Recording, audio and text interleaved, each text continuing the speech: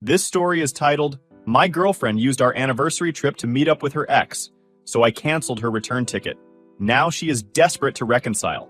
Hey everyone! Before we jump into today's video, I need your help. We've noticed the channel is losing some traction, and subscribing is one of the best ways you can support us. It's quick, free, and it helps us keep bringing you awesome content. Your support means the world. Let's keep this channel growing together. Thanks so much. Now let's start the video. So, I'm 30 male, and I've been working as a financial analyst in Manhattan for about 8 years now. It's not the most glamorous job, but it pays well, and I've always been the kind of guy who enjoys treating the people I care about. For the past 3 years, I was dating Vanessa. She's 28, gorgeous, and had this whole vibe of being effortlessly cool and trendy. When we first met, she told me she was working on becoming a fashion influencer, and I was honestly impressed by her ambition.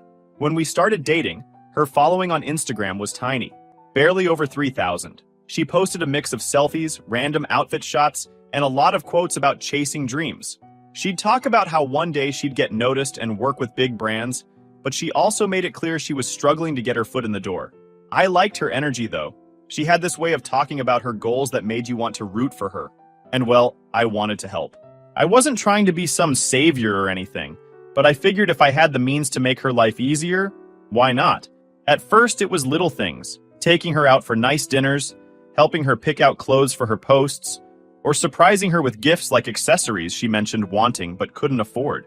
She'd always get so excited, saying things like, "Oh my God, this is perfect for a shoot."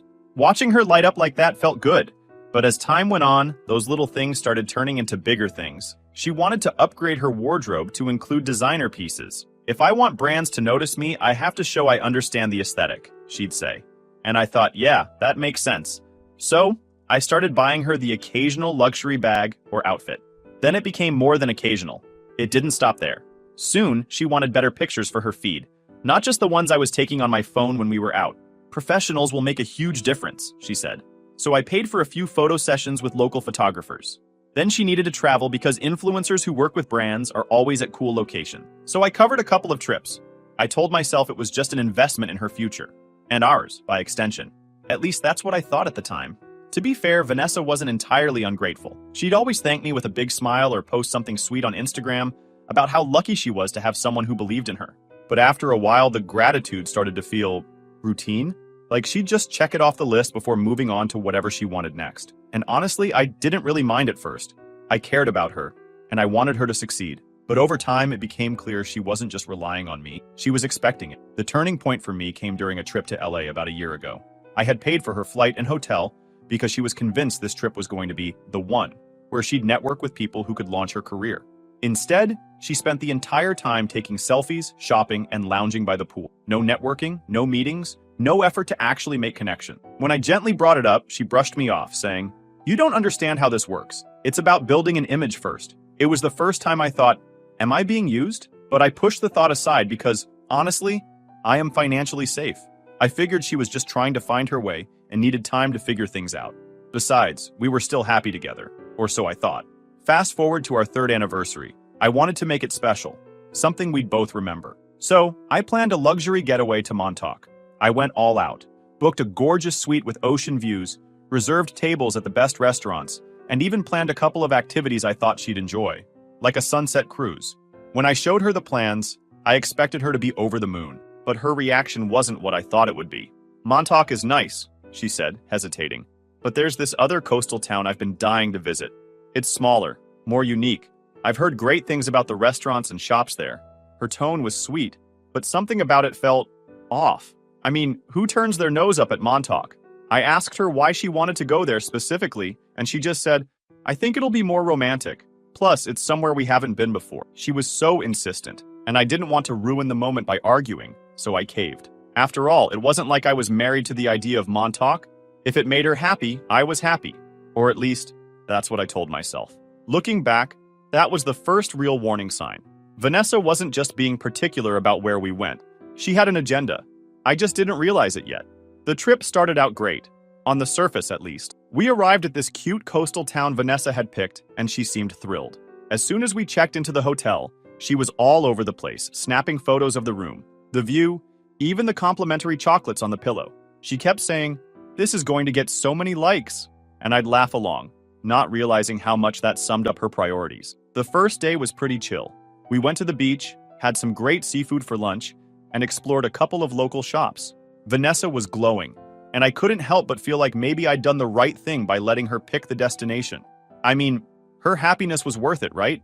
That's what I kept telling myself.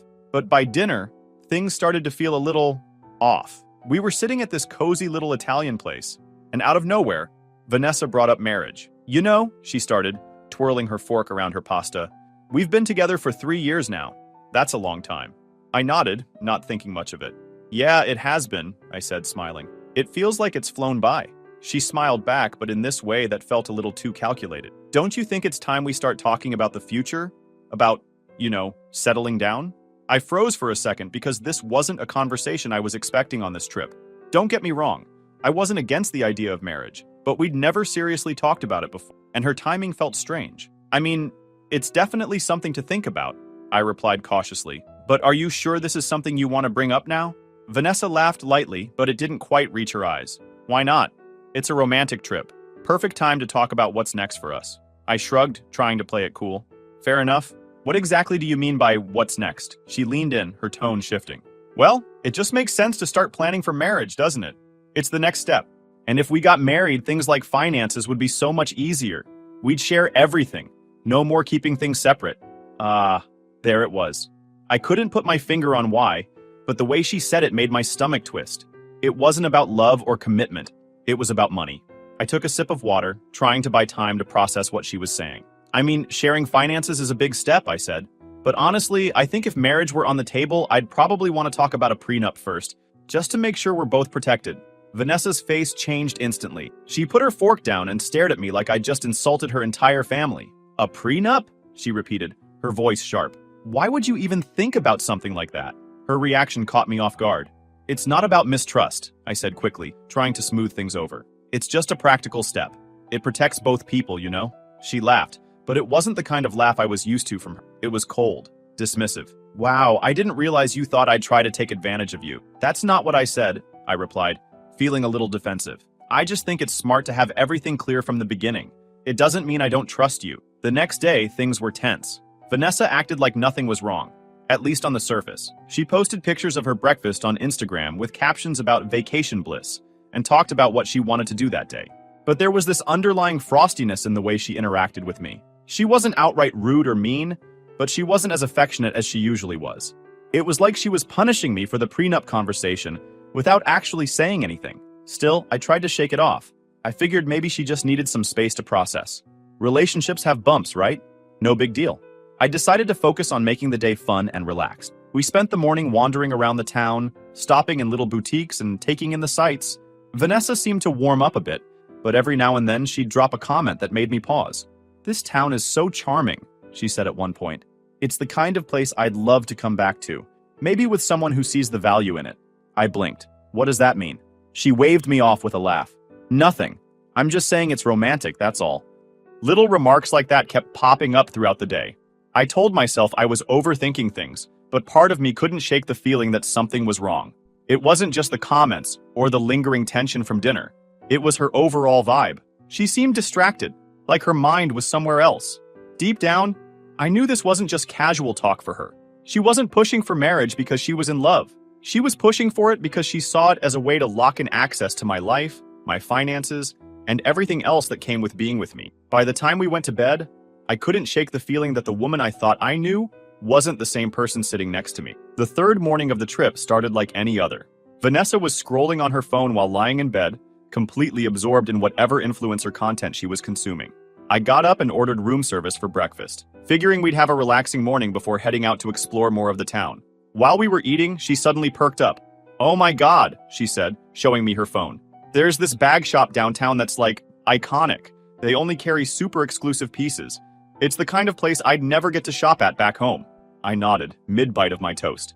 "Sounds cool. Want me to go with you?" Vanessa shook her head quickly, almost too quickly. No, you don't have to. I know shopping isn't really your thing. Besides, it's probably going to take me forever to decide what I want, and I don't want you to be bored." That struck me as odd. We'd been doing everything together on this trip.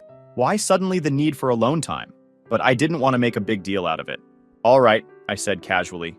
"Just let me know if you need anything." She smiled sweetly. "You're the best," she said, leaning over to kiss my cheek. "I'll probably just be gone an hour or two." An hour or two turned into 4. At first, I didn't think much of it. Vanessa could be indecisive when it came to shopping, especially for big purchases. But as the hours ticked by, I started to feel uneasy. I hadn't gotten a single text or call from her, which was unusual. Vanessa was the kind of person who updated me on everything. Whether she found a cute cafe or tried on a dress she loved, I always got a running commentary. Today? Silence. I decided to check our shared credit card to see if she'd made any purchases. Nothing.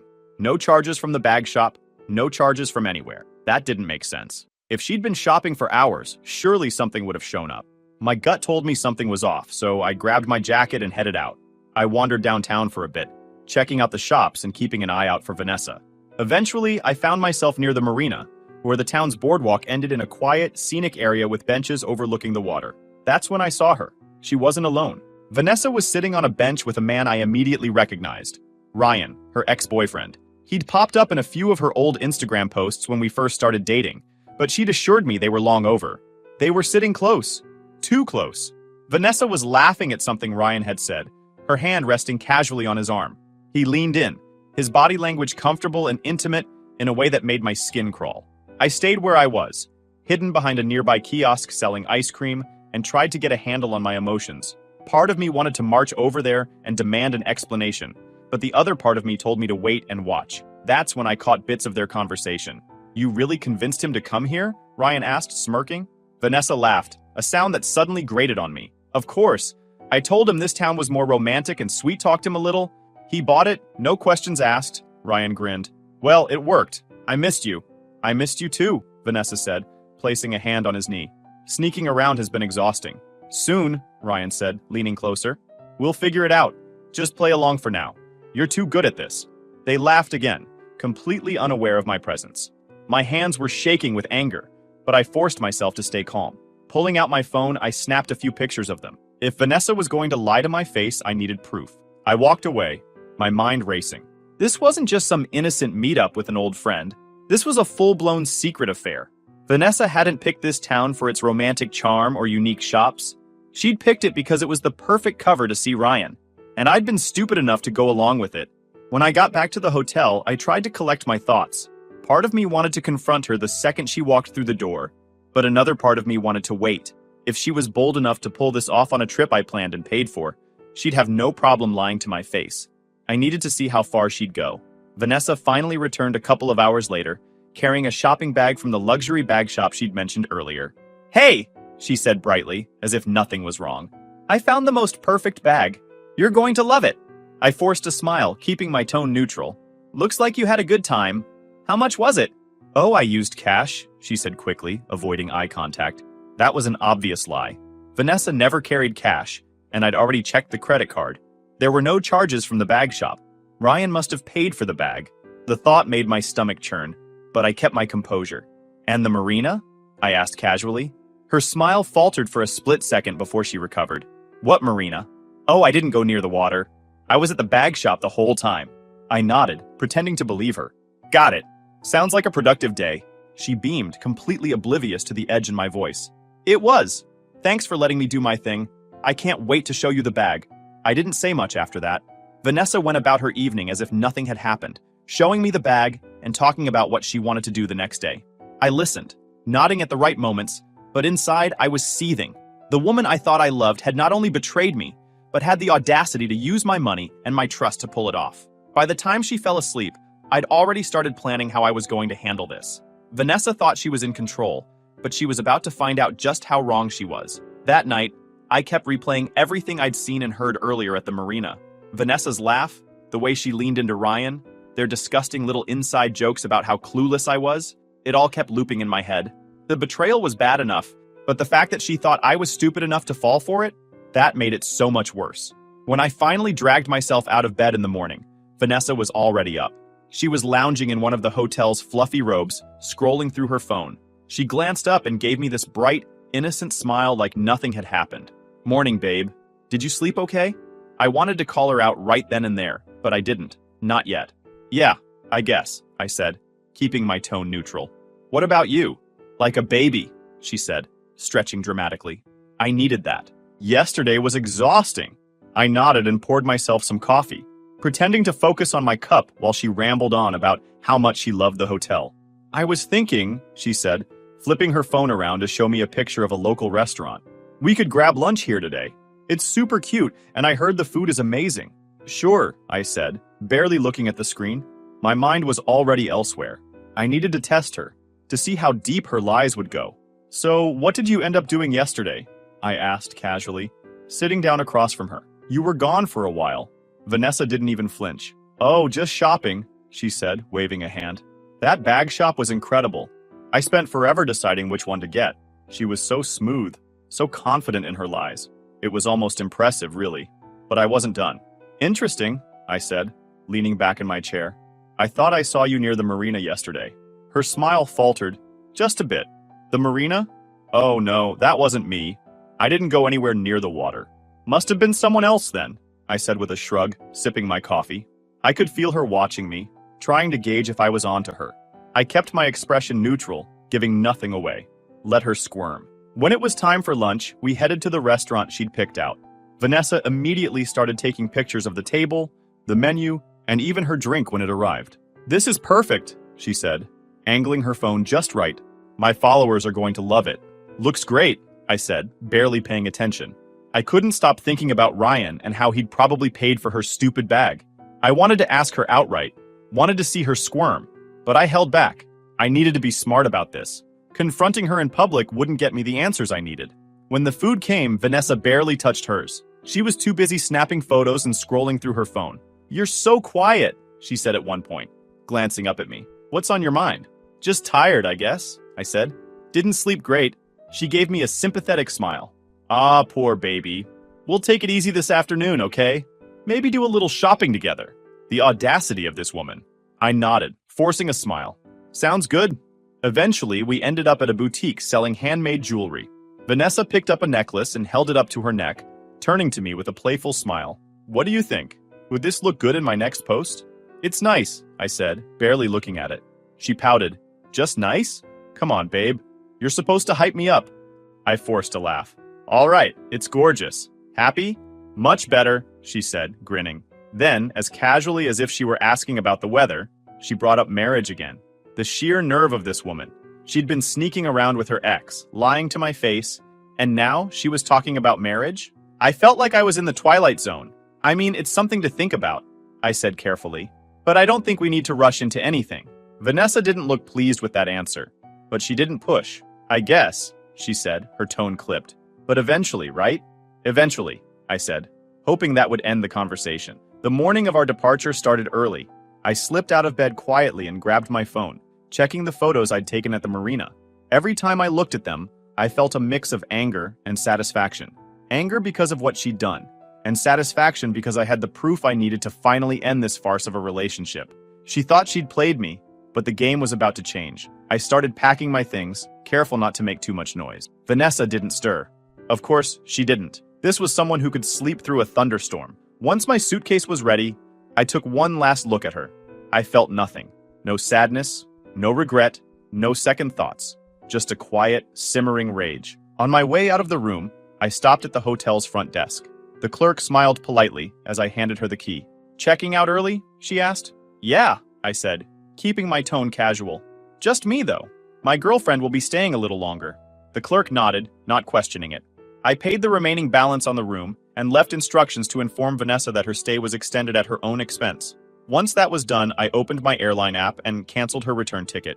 It felt cold, but after everything she'd done, I didn't feel like making her life easier. By the time I got to the airport, my phone was already blowing up with texts from Vanessa.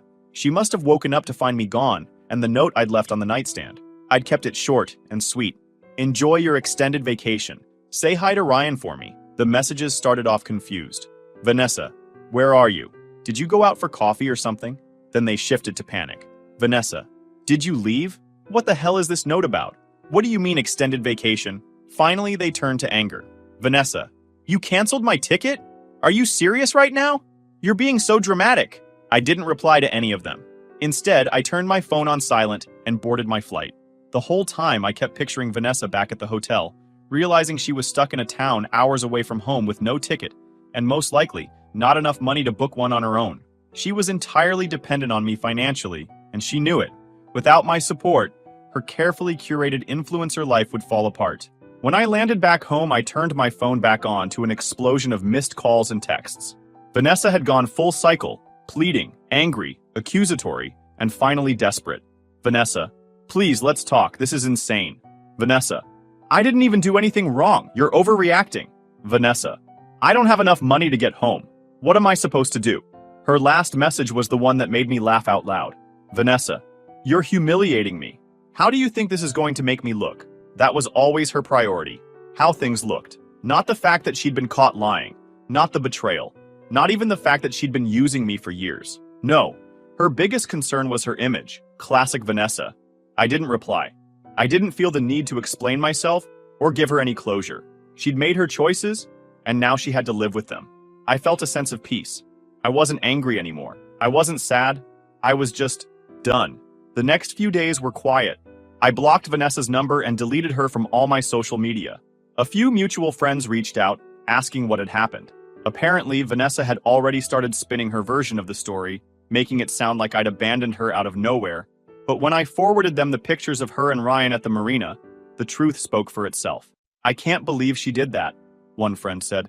That's so low. She always seemed kind of off to me, another admitted. You're better off without her. Better off. That phrase stuck with me. For the first time in years, I felt like I could finally focus on myself without someone draining my energy and resources.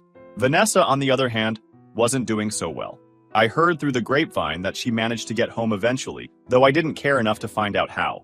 Without my financial support, her influencer dreams started to crumble. She couldn't afford the luxury lifestyle her followers expected, and her engagement tanked. A week later, she showed up at my apartment unannounced. I opened the door just enough to see her face, but not enough to invite her in. She looked terrible. Puffy eyes, messy hair, and none of the polished perfection she always flaunted online. Please, she said, her voice trembling. Just give me 5 minutes. I can explain everything. I stared at her for a moment, feeling nothing but indifference. I don't need an explanation, I said. You didn't make a mistake, Vanessa. You made a choice. And now you have to deal with the consequences. She started crying, but I didn't budge. I was stupid, she said, choking on her words. I wasn't thinking. I don't care about Ryan, I care about you. No, you care about what I can do for you, I said firmly. And I'm done. With that, I closed the door and locked it. Her muffled sobs faded as she walked away, and I felt lighter than I had in years. This was the ending she deserved, and I had no regrets. The next morning, I woke up to a flood of messages from friends. Vanessa had apparently started a full-blown pity campaign on Instagram, posting cryptic stories about being betrayed and starting over. One friend even sent me a screenshot of a post where she wrote, "Sometimes the people you trust the most are the ones who hurt you the deepest." I couldn't help but laugh. The audacity of this woman, trying to paint herself as the victim when she was the one sneaking around with her ex. I didn't feel the need to engage, though.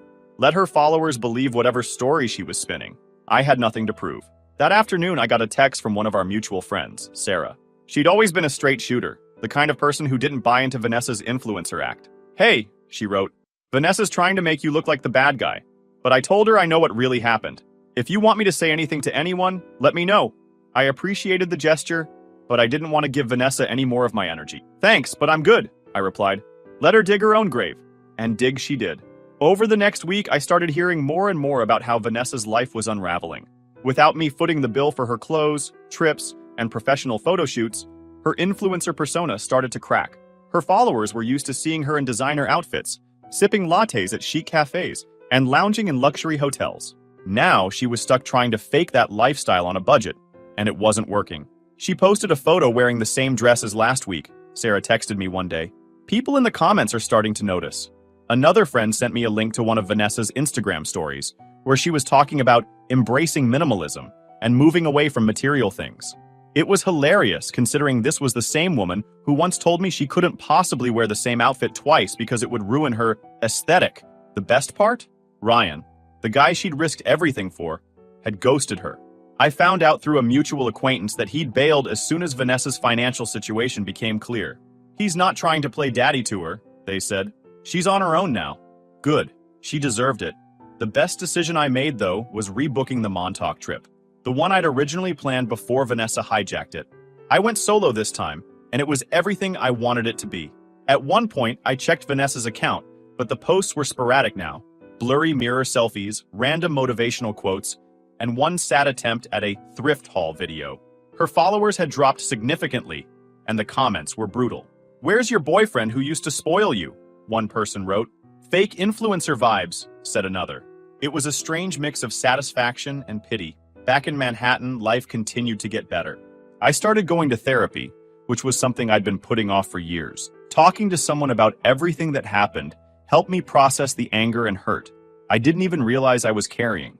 I learned a lot about myself, why I'd let someone like Vanessa into my life, why I ignored the red flags for so long, and how I could set better boundaries moving forward. The last I heard about Vanessa was from Sarah. Vanessa moved back in with her parents, and apparently she was trying to rebrand herself as a lifestyle coach. "Unreal," Sarah texted. "She's acting like she's some kind of self-help guru now. Can you believe this?" I laughed, shaking my head. "Let her have it. I'm done caring." And that's it. Vanessa got what was coming to her, and I got my life back. Let me know what you think, Reddit. Ever had to deal with someone like this?